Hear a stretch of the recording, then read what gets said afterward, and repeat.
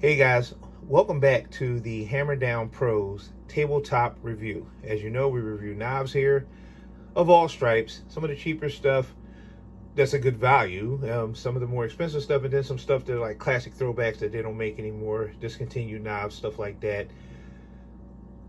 The subject of our video today is Ned Foss. Ned Foss knives. I have two that I'm going to review. Real quick story.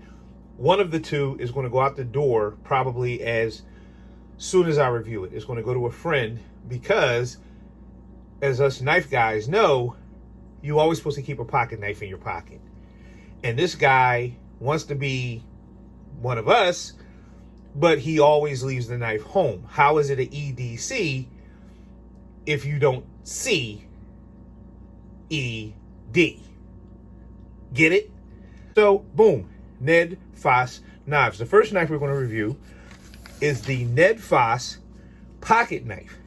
Now, this is the 5-in-1, and the number they're giving it is the FA48. That's the model number. You see a real cool box. Has the lion eyes looking at you there. It's Ned Foss in gold. That's pretty cool. It's in the box. We're going to crack that open. But we also have today the Ned Foss survival knife with fire starter. Okay, they're saying that this one is going to be bushcraft, hunting, fishing. So we're going to go to the pocket knife first.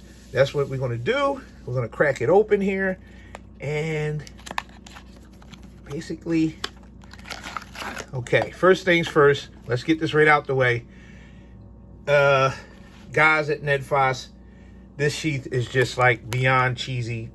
We'll get back to the sheath in a minute, but the sheath is like, come on, stop it. All right, so we go to the knife, and again, 5-in-1. And the 5 of the 5-in-1 is bottle opener, glass breaker, seatbelt cutter, a wrench, that's right there, and the knife. Okay, we'll go over it again. The wrench, the actual knife blade, the seatbelt cutter, there's a bottle opener right there, and there's a glass breaker. Okay, so run down the specs real quick. Overall length when the knife is open, 9 inches. Blade length is 4 inches. The steel is 8CR MOV stainless, okay? The weight is 8.6 ounces, and the finish, I guess, on the outside here, in the blade is like that brushed. I want to say brushed steel. Brushed stainless, that, coated. I had the knife. It's not, I mean, it has the reinforced inserts and stuff like that. I like that it had the designated seatbelt cutter.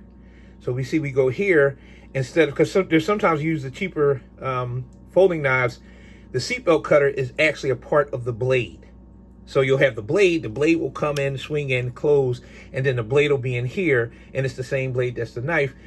In this particular instance, it has a designated seatbelt cutter, which is cool. That's a plus. And it's bolted in. That's cool. That's a plus. It has a pretty thick glass breaker. That's, again, bolted into the frame, and that's a plus. That's cool. I haven't tried the bottle opener, but how can you mess up a bottle opener? So, whatever. The wrench, I am kind of about any of these knives that have a wrench, but I guess it's better to have it and not need it than to need it and not have it. I guess it depends on how thick the bolt you want to wrench is, right? So what if you're on the other side of the bolt, like the screw, the other side of the nut?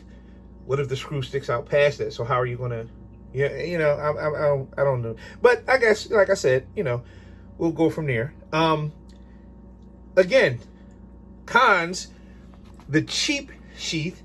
Hey guys, remember, it's better that you just forgot about the sheath, Ned Foss, and just concentrated on this belt clip. The belt clip is super, super tight, and for some reason, it gives me the feel of one of those cheaper belt clips that are going to chicken wing in a minute. I don't know why, but it's super tight. It seems secure, but it seems like after a while, you're going to wear that out. It seems to be bolted in pretty good, but again, I think this was like $16 or $17 on Amazon.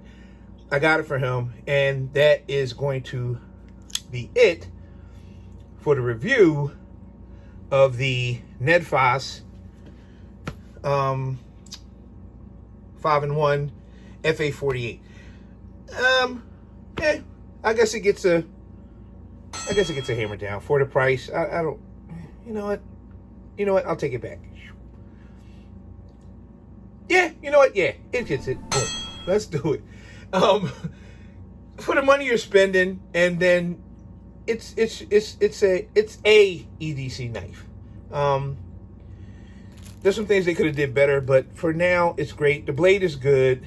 Seems to be sort of like semi-spring assisted. It needs to loosen up a little bit, but I guess it could be worse. So that's that, and we're going to move on to the Ned Foss survival knife with fire starter. Now, I think this, I'm trying to remember exactly how much this cost me. I think it was like 30 bucks. I don't know exactly, don't quote me. I would have to look at my invoice, but here's the thing. This is being marketed as, like I said, bushcraft, hunting, fishing. Fair enough. They got survival knife in the title. It's a small survival knife if it's that. But let's run the specs. 9.25 overall. 3.9 inches is the blade length. Okay? We'll take it out while we're breaking down the specs. Move the box. Put it there so you can see it. Man, and she's really glowing, glittering off the light. Okay. The steel is 5CR13. That's the stainless. And the weight is 7.98 ounces. Of course, the G10 scales, which they did a really good job on. They're really pretty. These weird hex, or I guess triangle screws. I don't know if I have a tool or I've ever seen a tool to take them off. I guess they're not meant to come off, because what tool do you have to do? That's not like a Phillips screw head. That's something different. I don't know, but we'll keep going. I like the hollow grind. The knife was pretty sharp. Nothing to write home about, and it does have this little churl here for you to choke up if you were doing fine bushcraft work. It came with this, I guess, grease or shipping grease or whatever. So I had to hit it a couple of times with some clipper side, and then put some knife oil on it. So I didn't know what was going on with that. Every time I cleaned it and wiped it off, it went dull again. And then I had to clean it. Then finally I just went and got the clipper side, which eats through that stuff, and wiped it down, and, you know, left a sheet of oil on it. Now it's okay. But I don't know what you guys packed that in, but okay. I guess it's anti-rust stuff or whatever. Anyway, the knife feels good in the hand. It has the jimping on the back, which doesn't come up too far. There's a space right there for your fire starter.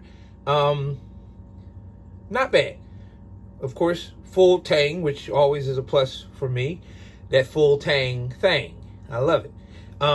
Real paracord, braided it comes, and then lanyard hole for the paracord, and for the paracord lanyard rather. And yeah, pretty good. Good job with the ergonomics of the G10 scales, especially.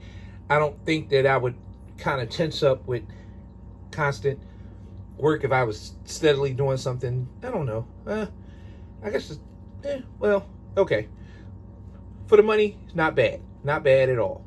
Again, I don't know what you guys packed it in, but you see I got her glowing, and it took some time to do that. So let's go to the sheath.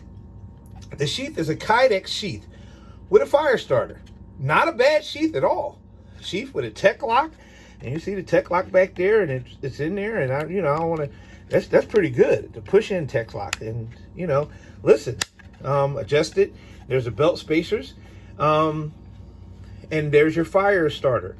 So we pull it out, and as you can see, if we get up close on it, it actually has a whistle in the fire starter, and the lanyard. I guess that would be a lanyard hole. But let me tell you something. I'm going to put this up to my mouth, and I'm going to blow on this. Hold on.